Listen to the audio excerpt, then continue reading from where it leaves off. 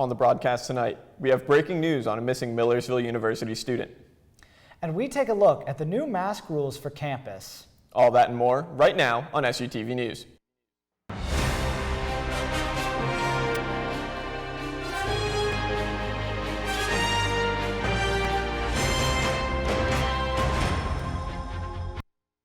Thanks for joining us on SUTV News. I'm Patrick Ramsdale. And I'm Adam Beam. We begin tonight with breaking news from our neighbor, Millersville University, where police are asking for help in finding a student that has been reported missing. According to Millersville University's Twitter, Matthew Mindler, a 20-year-old first-year student from Hellerton, Pennsylvania, has been missing since Tuesday evening. Matt was reported missing yesterday evening after not returning phone calls from his family or returning to his room. Matt was last seen at 8 p.m. on Tuesday night walking from his residence hall to a parking lot. He is wearing, as you can see, a white Millersville University hoodie with black stripes on the sleeves, a black backpack, jeans, and white sneakers. If anybody has any information on Mindler's location, please call Millersville University Police at 717-871-4357. It was a surprise to many students when Lori Carter announced her departure from SHIP back in March of this year. However, students are happy to welcome new interim president Charles Patterson and First Lady Colleen Patterson to Shippensburg University. We welcome President Patterson, who previously served as president of Mansfield University since 2019, at which time the university saw a 10% increase in enrollment as well as increases in student retention. Since the start of the new academic year, President Patterson and the First Lady have made numerous appearances all over campus. From serving food at breakfast bingo to dinner with our Raiders, the pair have taken every opportunity to communicate and engage with students. The two have also made it very clear that students can expect to see them quite often around campus and that they should feel free to say hello. We here at SUTV would like to offer the pair a warm welcome, and we look forward to how they'll shape our university moving forward.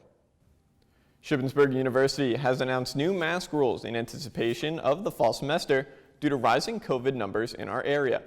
With these new rules, students, faculty, and staff, regardless of vaccination status, are required to wear masks indoors. Those unvaccinated are also recommended to wear masks outdoors when distancing is not possible. Interim President Charles Patterson made the announcement last Monday. This is a difficult decision as we were looking for a more normal return to fall and have already taken steps, like vaccinations, that are needed to combat the effects of COVID-19 and keep our communities safe. But this is a precautionary decision that is meant to address the negative trends that we see in our surrounding communities, while we also assess the vaccination rates among. President Patterson also stated that he plans on easing masking rules, quote, as soon as possible, end quote, once vaccination rates and positivity rates improve. To find more mitigation rules and vaccine information, visit raterrespect.ship.edu. APB kicked off their fall semester packed with events, starting with the Glow Party and Breakfast Bingo last weekend. SUTV's Cole McCowan sat down with APB advisors with the latest. Shippensburg University's Activities Programming Board, better known as APB, is a critical part of student life on campus. Along with planning events for every weekend, they provide major student leadership experiences.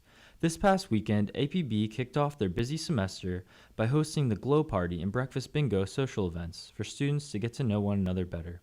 I sat down with APB leadership advisors to discuss the highlights and what's to come.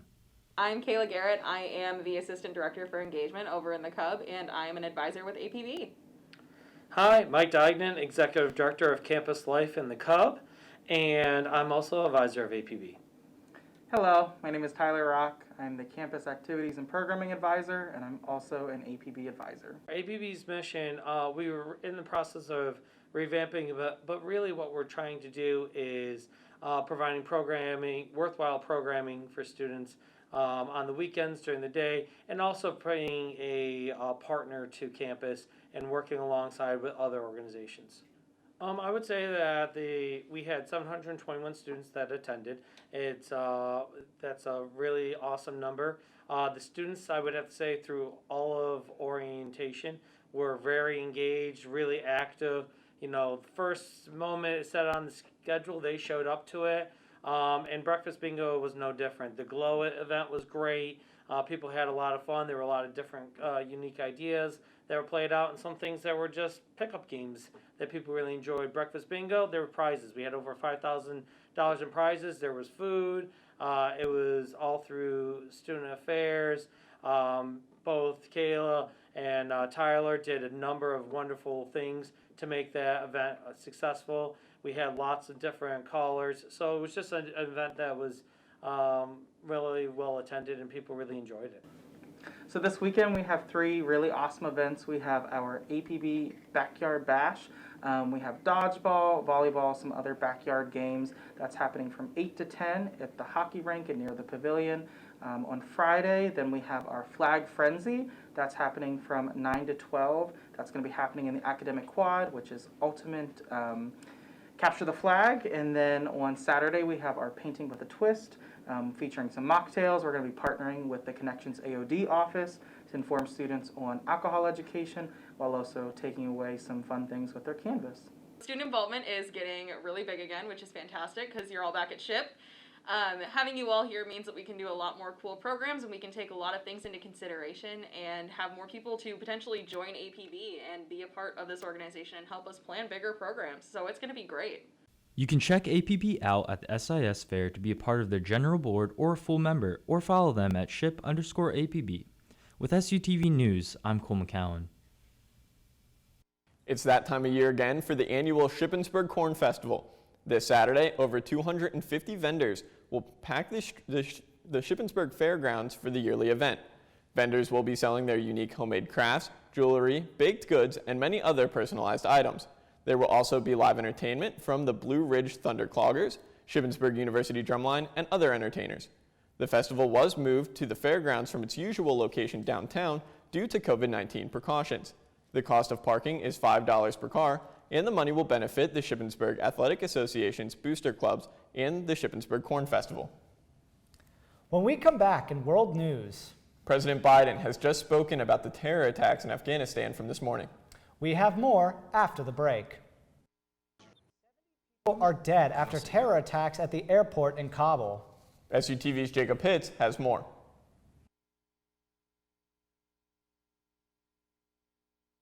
Afghanistan as Afghans and Americans continue to try and flee the country.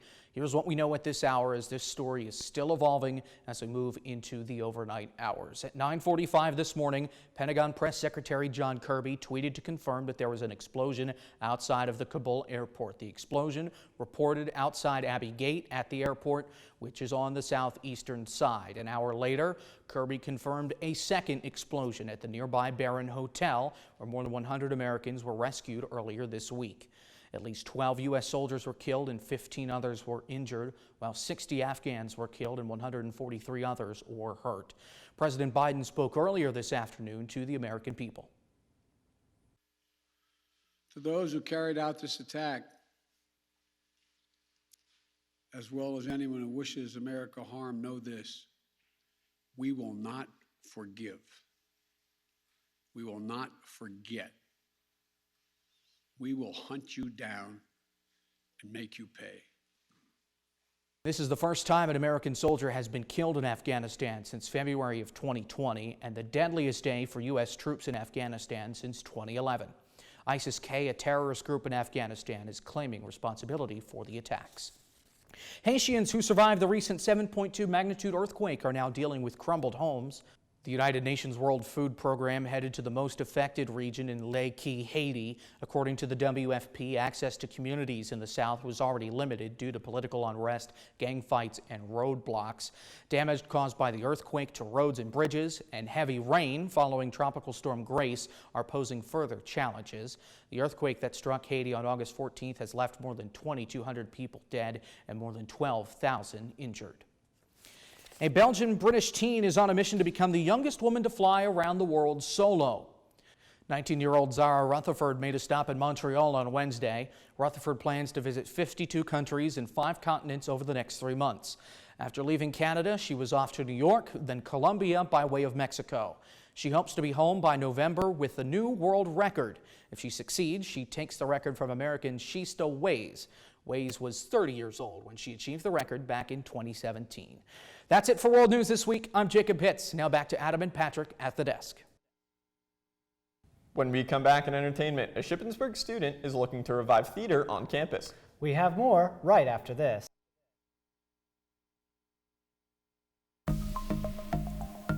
Looking for a way to be informed and get involved? Join student media on campus. Whether it's SHIP's Emmy-winning TV station, SUTV, award-winning newspaper, The Slate, university radio station, WSYC 88.7, or nationally recognized Public Relations Society, PRSSA. There's an organization for you. Make the most of your college experience. Visit the 3rd floor of the Cub or Roland Hall for more information. This has been a public service announcement from SUTV.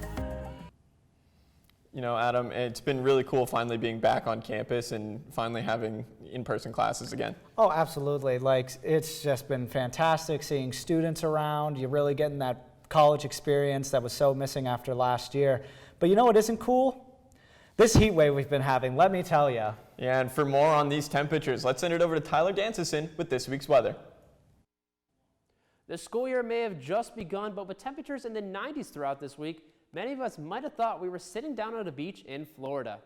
Now, the temperatures are going to stay the same throughout the weekend, but dip off as next week starts.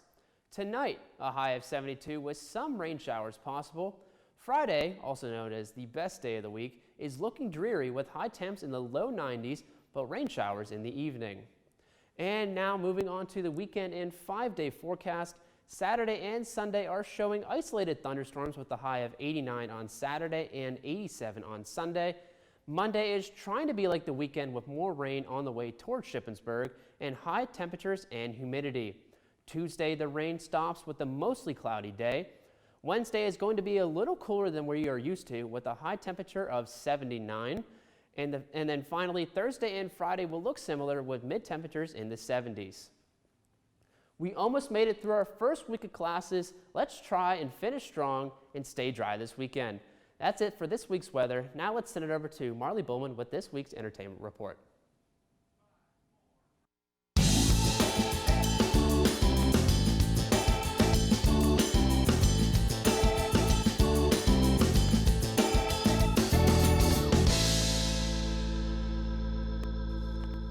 This past Tuesday, Rolling Stones drummer Charlie Watts passed away. Watts had announced earlier this year that he would not be performing in the Stones' 2021 tour due to health issues. He joined the band back in 1963, where he stayed for nearly 60 years. His fellow bandmates, along with other members of the industry, have been posting memories of Watts, with former Beatles Sir Paul McCartney saying in an Instagram post, "I love you, Charlie. I've always loved you. Beautiful man. And great condolences and sympathies to his family." Charlie Watts passed away peacefully in London, surrounded by family and friends, and will always be remembered as a legend in the world of rock. After being announced over 3 years ago, and delay after delay, Netflix has given us our first glimpse into their new live-action anime adaptation of Cowboy Bebop. Originally premiering in 1998, Cowboy Bebop followed a group of Western-style bounty hunters traveling the galaxy on the titular spaceship Bebop. The series' main character is Spike Siegel, who in the adaptation will be played by John Cho, best known for the Harold and Kumar movies. The series will also star Alex Hassel, Danielle Pineda, and Mustafa Shakir. If you're looking forward to this new adaptation, it'll be on streaming services Friday, November 19th. After months of waiting and originally leaking on TikTok, the long-anticipated Spider-Man No Way Home trailer has finally been released. The trailer sees Peter Parker struggling with the world, knowing his secret identity. Peter decides to seek help from Doctor Strange, who offers a spell that will help erase the entire world's memory of him being Spider-Man. However, the spell goes wrong, causing the multiverse to break open, and we will see it in full swing towards the end of the trailer. As we get hints towards the return of Jamie Foxx's Electro, William Dafoe's Green Goblin, and even a full look at Alfred Molina's Dr. Octopus, who last appeared in the 2004 Spider-Man 2. Despite some major reveals, it appears that Marvel and Sony are still holding on to the biggest reveal of all, as this trailer still hasn't revealed the return of Tobey Maguire and Andrew Garfield. However, it's safe to assume that we'll be seeing them all three fight alongside each other on the big screen in December 17th. Disney is in a heated legal battle with one of Marvel's biggest stars. Scarlett Johansson is suing the media giant over the release of Marvel's latest film, Black Widow. According to the Wall Street Journal, Johansson's lawsuit states that the film's simultaneous release in theaters and on Disney Plus was a breach of contract. Johansson stated that she was promised a theatrical release only. Disney responded by saying that there is no merit behind this filing. Johansson believes that the film's release on Disney Plus limited her ability to receive a potentially larger portion of the film's box office revenue. Disney recently stated that Black Widow made $125 million on Disney Plus alone due to subscribers having to pay an extra $30 to watch the film. Disney also stated that the film has made over $367 million at the worldwide box office. Few Marvel stars have expressed their support for Johansson, including actress Elizabeth Olsen, who plays Scarlet Witch. Due to COVID-19, Act 5, Shippensburg University's theater company, took a heavy hit to its memberships and has unfortunately disbanded. However, for students who enjoy theater but have no outlet on campus, there's now the Musical Theater Club. This club is currently in the works and is run by SUTV's very own Adam Beam. He hopes to give those students an opportunity to perform amongst like-minded students on a weekly basis. As he described, there are no auditions, no dreading a wait for the cast list, and no big show production stress. Simply come to sing and watch your peers perform. Currently, there is no set date for when the club will begin, but if you're interested, simply find the club poster in either the Cub or Lourdes Performing Arts Center. If you have any questions about the club or the agenda, be sure to contact Adam Beam at ab1610@ship.edu. When we come back in sports, a preview of the upcoming fall season. We have more after the break.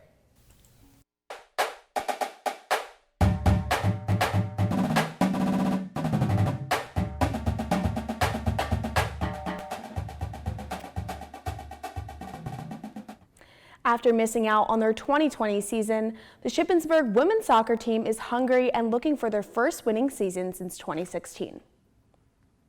It was a long 2 years since we last saw the women's soccer team in action, and they have had a busy offseason with recruiting, training, and preparation for this season.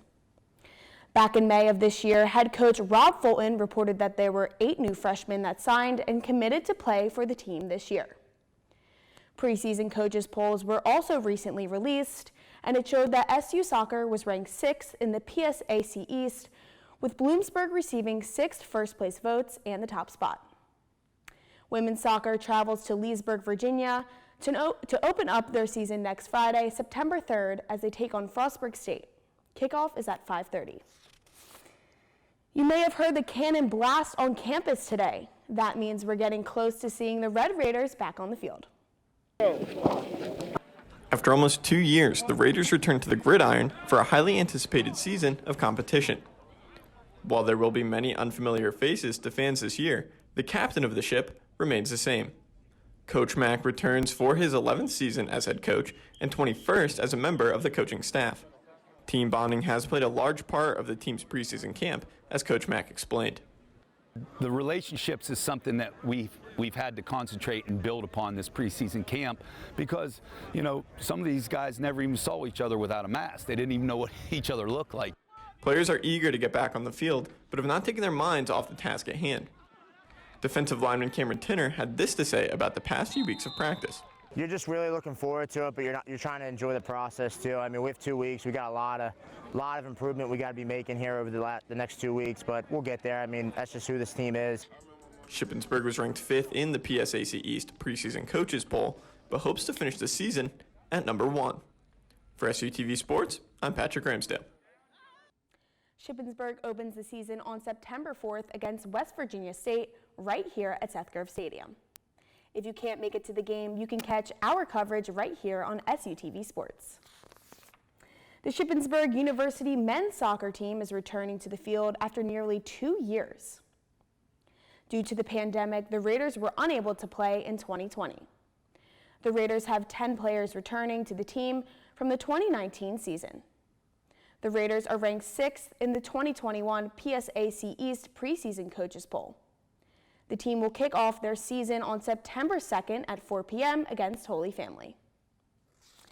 After not having a season last year, the field hockey team is looking to make a big comeback this year, and it looks like their path to the championship is paved with plenty of competition.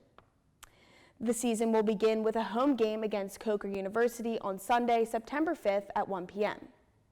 Following the big season opener, the Raiders will face off against Westchester, Belmont Abbey, Limestone University, Mansfield, Mercyhurst, Westchester, Kutztown, Millersville, Seton Hill, and Bloomsburg throughout the semester. In the past, the field hockey team has been consistently successful. In 2019, their season record was 12-6, and this year's team looks to continue their improvement and success all the way to the championship in November. The team will also be welcoming Alexandra Pennington and Mary Spisak to the team's coaching staff. We here at SUTV wish all the Raiders teams the best of luck for the upcoming season. That's all for sports this week. Back over to Patrick and Adam at the desk. When we come back, a story that will be sure to make you squeal like a pig. Stay tuned. Move over, Dalmatians. It's a little baby pig who's taking the spotlight at one New York City firehouse in Brooklyn. Check out this cutie. Penny the Fire Pig is 3 months old and was adopted by FDNY firefighter Darren Harris. Penny spends much of her time hanging with Dad and the other firefighters at Engine 239 in Park Slope. She's become somewhat of a local celebrity, many stopping by to snap pictures with the cutie and feed her snacks. Harris says Penny will likely be about 50 pounds when she's fully grown. As Dad and the other firefighters, they've changed up their diet and are no longer eating pork around the firehouse. You know, I really think this is a great idea, though if they keep using that pig, they're going to have to start paying him. And you know, all that money is probably going to have to go to his piggy bank. But that's it for SUTV News. I'm Adam Beam. And I'm Patrick Ramsdale. Don't forget to follow us on Facebook, Twitter, and Instagram at SUTV News. And check out our website, sutvnews.org. We'll see you all next week. Good night.